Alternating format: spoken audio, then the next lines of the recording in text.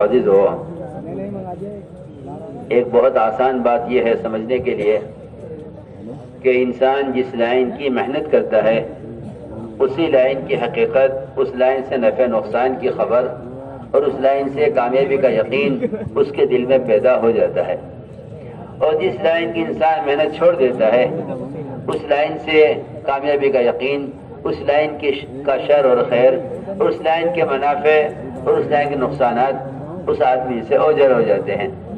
اگر کوئی آدمی تجارت کرتا ہے، آپ اس سے زراعت کا طریقہ سیکھیں کہ زمیندارہ کیسے ہوتا ہے، وہ نہیں بتلا سکتا۔ اگر ایک آدمی زمیندارہ کرتا ہے، آپ اس سے پوچھیں ڈاکٹری کیسے ہوتی ہے، وہ نہیں بتلا سکتا، اس لیے کہ اس کی لائن نہیں ہے۔ بس اصولی بات یہ ہے کہ انسان جس لائن کی محنت کرتا ہے اسی لائن سے کامیابی کا یقین دل میں پیدا ہو جاتا ہے۔ اس زمانے میں کیونکہ مسلمان نے صرف دنیا کو اپنا مقصد زندگی بنا لیا ہے، اس لیے دین کے بارے میں نہ دین کا علم ہے، نہ دین سے کامیابی کا یقین ہے۔ یہی وجہ ہے کہ آدمی اللہ کے احکام کو ضائع کر دیتا ہے صرف اس لیے کہ اس کو دین سے کامیابی کا یقین نہیں ہے۔ اللہ رب العزت نے ہدایت کا وعدہ اپنے راستے کے جہد پر کیا ہے۔ وہ حقیر دنیا جس سے اللہ تعالیٰ کو نفرت ہے، وہ حقیر دنیا جس سے اللہ تعالیٰ کو نفرت ہے، جب یہ دنیا بغیر محنت کے صرف دعا سے حاصل نہیں ہو سکتی تو ہدایت اور دین جو اللہ کو محبوب ہے وہ بغیر محنت کی صرف دعاؤں سے حاصل کیسے ہو جائے گا؟ آج کل لوگ کہتے ہیں ایک دوسرے سے ہدایت کے لیے دعا کرو۔ عجیب بات ہے، ہدایت کے لیے تو دعا کراتے ہیں لیکن دنیا کے لیے محنت کرتے ہیں۔ غور کرنے کی بات ہے، وہ دنیا جس سے اللہ تعالیٰ کا نفرت ہے وہ بغیر محنت کے صرف دعا سے حاصل نہیں ہو سکتی۔ اگر آپ یہ کہیں کہ آپ تجارت نہ کریں صرف دعا کریں، آپ کو دکان کے بغیر نفع مل جائے، آپ محنت نہ کریں صرف دعا کریں آپ کو زمین سے غلہ مل جائے، اس بات کو ماننے کو تیار نہیں۔ ہر ایک یہ کہے کہ نہیں محنت کرنا ضروری ہے، صرف دعا کافی نہیں۔ لیکن جب مسئلہ آتا ہے ہدایت کا اور مسئلہ آتا ہے دین کا تو لوگ یہ کہتے ہیں کہ میں ہدایت کے لیے دعا کرنا کافی ہے۔ یہ اللہ نے انسان کی فطرت بنائی ہے، جس چیز پر یہ محنت کرے گا اس چیز سے کامیابی کا یقین اس کے دل میں پیدا ہو جائے گا۔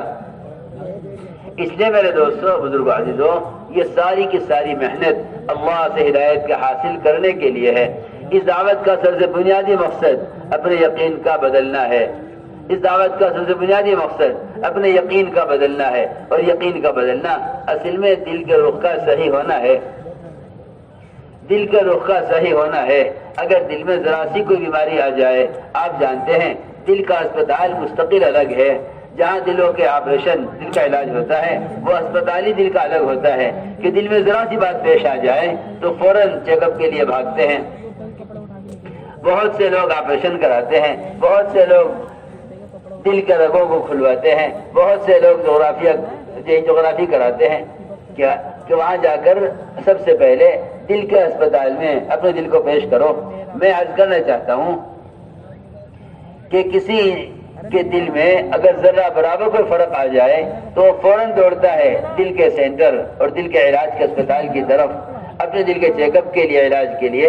خدا کی قسم اسی طرح دلوں کے رخ کے صحیح ہونے کے لیے مسلمان کو چاہیے کہ وہ اپنے دل کو لے کر مسجد میں آئے اور اپنے دل کو مسجد میں پیش کرے، اس لیے کہ یقین کا بدلنا دل کا بدلنا ہے، اور یقین کے بدلنے کی جگہ مسجد کے سوا کوئی نہیں ہے۔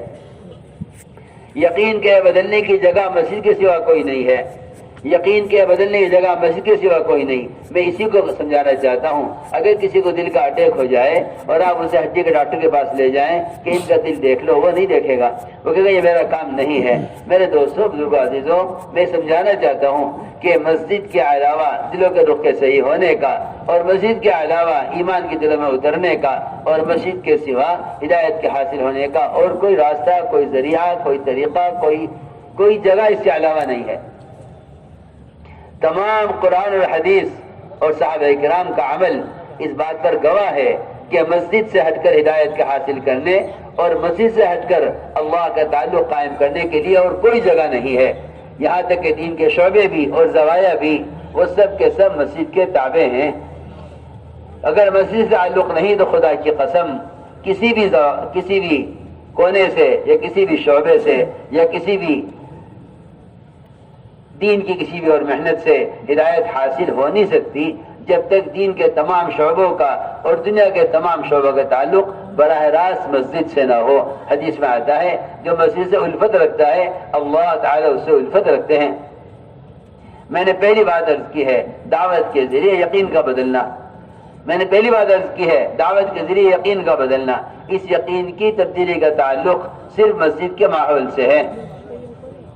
اسی لیے ہمیں دیکھنا پڑے گا کہ ہم سے گشت کرنے کے لیے کہا جاتا ہے کہ لوگوں میں گشت کرو۔ سب سے پہلے یہ غور کرو کہ ہمارے اس گشت کا صحابہ کرام کے گشت سے کیا تعلق ہے، ہمارے یہ گشت صحابہ کرام کے گشت کے مشابہ ہے یا نہیں، ہمارا یہ گشت کرنا صحابہ کے گشت کے مطابق ہے یا نہیں۔ صحابہ کرام ایمان میں کمال پیدا کرنے کے لیے اپنے ایمان میں ترقی کرنے کے لیے اپنے ایمان کی تجدید کے لیے صحابہ سے ملاقاتیں کرتے تھے۔ بس ہمارے گشت تبلیغ میں گشت کا جو اصل موضوع ہے، ہماری اس دعوت کے کام میں گشت کا جو اصل موضوع ہے وہ لوگوں کو ملاقاتیں کر کے ایمان میں کمال پیدا کرنے کے لیے مسجد کے ماحول میں آنے کے لیے تیار کرنا ہے۔ سمجھ میں آتی نا بات؟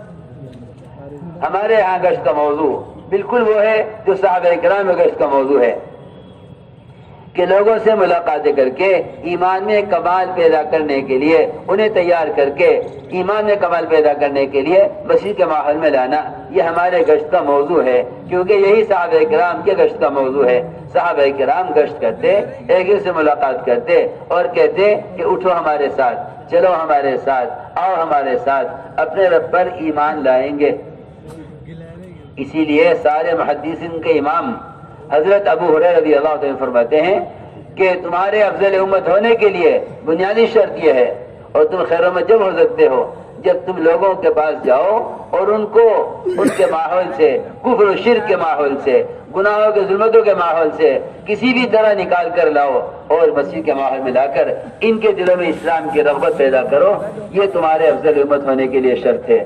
میں اگر یقینی طور پر کہہ دوں، حالانکہ بات سمجھ میں آنا مشکل ہے مگر حقیقت یہی ہے، اگر تم گشت نہیں کرو گے اور جا کر لوگوں سے ملاقاتیں کر کے انہیں دعوت دے کر عمل میں لا کر نہیں جوڑو گے تو میں قرآن اور حدیث کی روشنی میں صاف طور پر کہتا ہوں کہ تم افضل امت نہیں ہو سکتے، افضل امت نہیں ہو سکتے۔ قرآن حدیث کے گواہ ہیں کہ تم افضل امت نہیں ہو سکتے۔ تمہارے خیر امت ہونے کے لیے شرط یہ ہے کہ تم لوگوں کے پاس جاؤ، ان سے ملاقاتیں کرو، انہیں دعوت دے کر نصیب میں ایمان کے حلقہ میں لا کر جوڑو تو تم خیر امت ہو سکتے ہو۔ امام المحدثین ابو ہریرہ رضی اللہ تعالیٰ عنہ وہ یہی فرما رہے ہیں کہ تمہارے افضل امت ہونے کے لیے یہ پہلی شرط ہے کہ تم لوگوں کو جا کر ان سے ملاقاتیں کر کے، کیونکہ علماء نے لکھا ہے کہ اگر کوئی شخص دوسروں کو منکر سے نہیں روکتا، یعنی انہیں جا کر سمجھا بجھا کر منکر کے ماحول سے نہیں نکالتا۔ اس زمانے میں تو منکر سے روکنے کے لیے لوگ منکر طریقہ ہی اختیار کیے ہوئے ہیں۔ وہ سمجھتے ہیں کہ ٹی وی پر ایک چینل ایسا بنا دیا جائے جسے منکر بتا دیے جائیں، یہ منکر سے روکنے کا منکر طریقہ ہے، معروف طریقہ نہیں ہے۔ یہ منکر سے روکنے کا منکر طریقہ ہے، معروف طریقہ نہیں ہے۔ جب منکرات سے روکا جائے منکر کے طریقے سے تو منکرات سے لوگ باز نہیں آئیں گے، بلکہ منکرات میں اضافہ ہوگا۔ میں کچھ کہہ رہا ہوں، میری بات سمجھنی چاہیے۔ اس زمانے کے لوگوں کا ایک غلط خیال یہ ہے کہ لوگوں کو منکر سے روکنے کے لیے ان کے پاس جا کر انہیں سمجھا کر منکر کے ماحول سے نکالنا کوئی ضروری نہیں ہے، اور بھی راستے منکر سے روکنے کے ہیں۔ ایک چینل ہو جس میں منکرات بتا دیے جائیں کہ یہ ہیں، لوگ پڑھ کر سمجھ کر خود منکر سے باز آ جائیں۔ میرے دوستو عزیزو، یہ منکر سے روکنے کا سنت طریقہ نہیں ہے۔ سنت طریقہ یہ ہے کہ تم لوگوں کے پاس چل کر جاؤ، انہیں منکر کے ماحول سے نکال کر مسجد میں عمل کے ماحول میں لے آؤ، تاکہ مسجد کے ماحول میں آنے کی وجہ سے ان کے اور فرشتوں کے پروں میں رہنے کی وجہ سے ان کے دلوں میں منکرات کی نفرت پیدا ہو۔ اس لیے کہ فرشتے منکرات سے بہت معصوم ہیں اور بہت محفوظ ہیں۔ جب ان فرشتوں کے پروں میں رہے گا طرف اس کے دل سے منکر کی نفرت، اس کے دل سے منکر اس کے دل سے منکر کی محبت نکل جائے گی اور اس کے دل میں منکرات کی نفرت پیدا ہو جائے گی. میں نے عرض کیا کہ اگر خود جا کر لوگوں کے پاس انہیں دعوت دے کر منکر کے ماحول سے نکال کر معروفات کے ماحول میں نہیں لاتا، جو اصل طریقہ ہے منکر سے روکنے کا، جو اصل طریقہ ہے معروفات پر لانے کا، اگر اس طریقے سے یہ محنت نہیں کرتا تو میں نے عرض کیا پہلی بات کہ یہ افضل امت نہیں ہو سکتا. افضل امت ہونے کے لیے وہ طریقہ دعوت ہے، وہ طریقہ محنت ہے جو طریقہ محنت محمد صلی اللہ علیہ وسلم اور آپ کے صحابہ کا ہے. ہم اس طریقے کے پابند ہیں، ہم اس طریقے کے داعی ہیں. امت میں صحابہ کرام کے اس معمول کو زندہ کرنا، ہر ایمان والے کے اندر اس بات کا احساس پیدا ہونا کہ میرے اپنے ایمان کی تکمیل کا صرف یہ ایک سبب ہے کہ لوگوں کو دعوت دے کر ایمان کے حلقوں میں لا کر جوڑا جائے. میں عرض کرتا ہوں، میں نے ایک بات کہی ہے کہ منکر سے روکنے کا یہ طریقہ نہیں